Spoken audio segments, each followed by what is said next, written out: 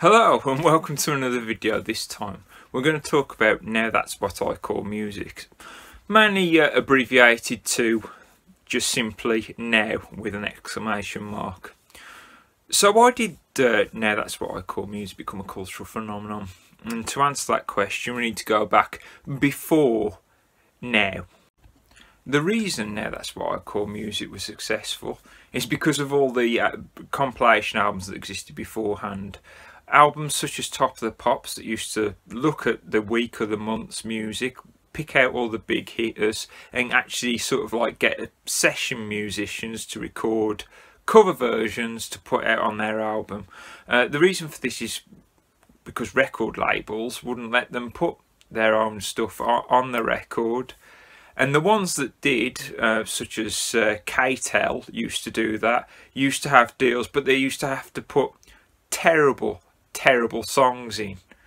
So compilation albums before the Now series were just absolutely shoddy at best. So while all these shoddy albums were coming out, down in Vernon Yard in Portobello Road, London, an idea was brewing for something way better than come before it. I mean, now that's what I call music. Right, that's the name of the album, right? And listen, it's 30 of the year's fabulous hits. It's fantastic. Okay, this is what you get out of the 30. You get, listening, right, 11 number ones from Duran Duran, Kajapoo, Goo Goo, UB40, Phil Collins, Men at Work, Bonnie Tyler, Rod Stewart. Oh yeah, and Culture Club. Great, eh? It's 30 hits on record or cassette. Guess what's coming up next? It's only me and it, look. There you go, darling. Eyes and teeth, head on shoulder. Is he tasty or what? Now that's what I call music.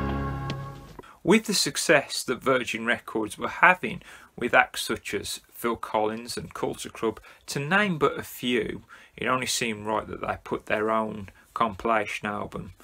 So directors such as Stephen Navin, John Webster, Simon Draper, and yes, even Richard Branson formed a plan to put together a better compilation album than had ever come before. So they approached Peter Jameson of EMI Records, who was also sort of stewing on his own compilation album. So the combined forces of Virgin and EMI met on Richard Branson's boat in Little Venice, and the rest, as I say, is history. There's only one problem left. What should they call an album?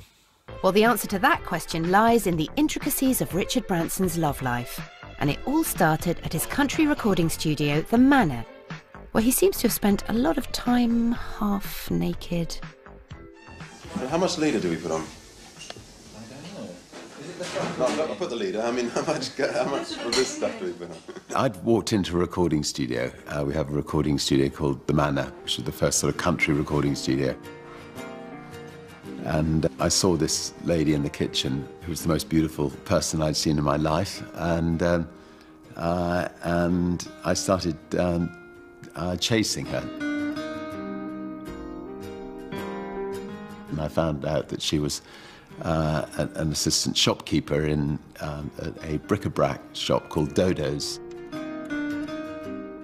Every day I would sneak off work, and her very wily boss would only let me in if I bought something.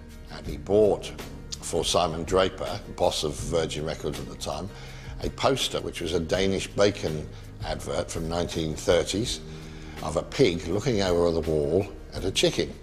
And it was saying, now that's what I call music. That poster was on Simon's office wall, and it was always just quite a funny little thing.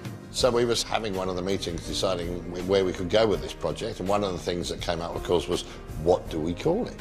Now that's what I call music. That'll do, won't it? And even more importantly, I managed to win Joan, the shop assistant, and she's now the mother of my children. So a lot of good things came that year.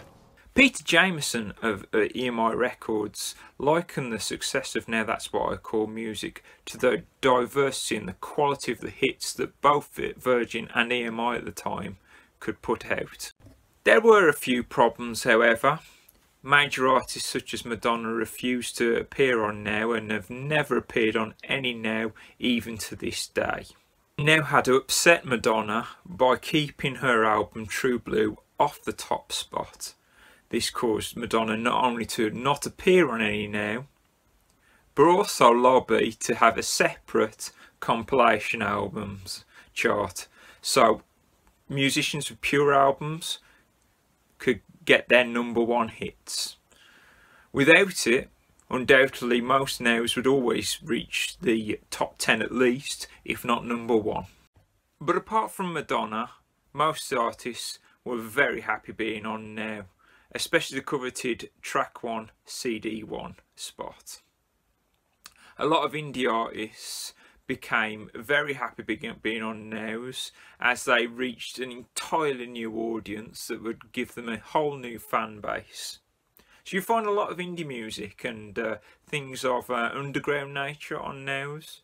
You also find lots of tracks that you otherwise would have forgotten. Every Now will have a track that you will either forget about in the future or have forgotten about. So if you have any Nows about, have a look. You might be surprised at some of the artists on them.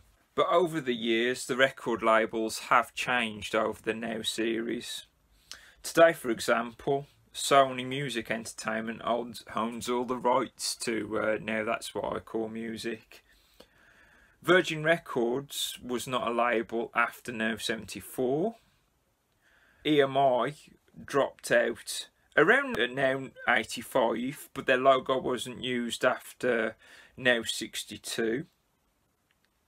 Box Music was involved from 1984 to 2012, but their label wasn't used on any records until Now 26.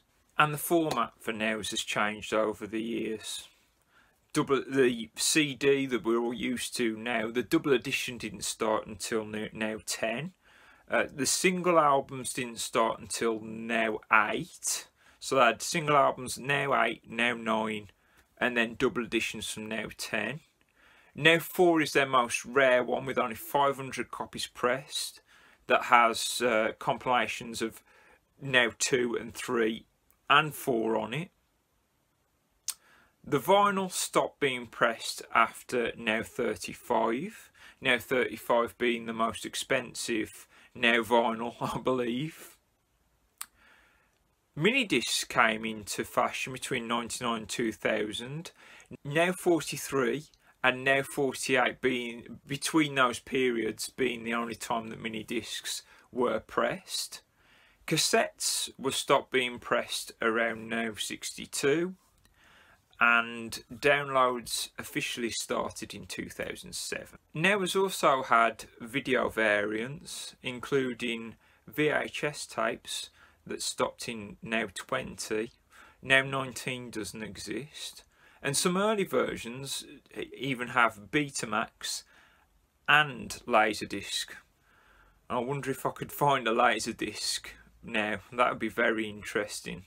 Bet they're worth a fair bit now. So Now That's What I Call Music has become a very big cultural phenomenon, including spin-offs such as the dance versions, running, all the genres. Now that's what I call this, now that's what I call that. That don't exist, by the way. We're on Now 100 now. I don't know how long it'll last for. Maybe it'll last beyond my lifetime. Maybe we'll be seeing Now 1000 and great-great-grandkids will be talking about all the music on Now 1000, and they'll be putting me in the videos talking about the history. Who knows? Until then, thank you for watching. Don't forget to subscribe, and I'll see you in the next video.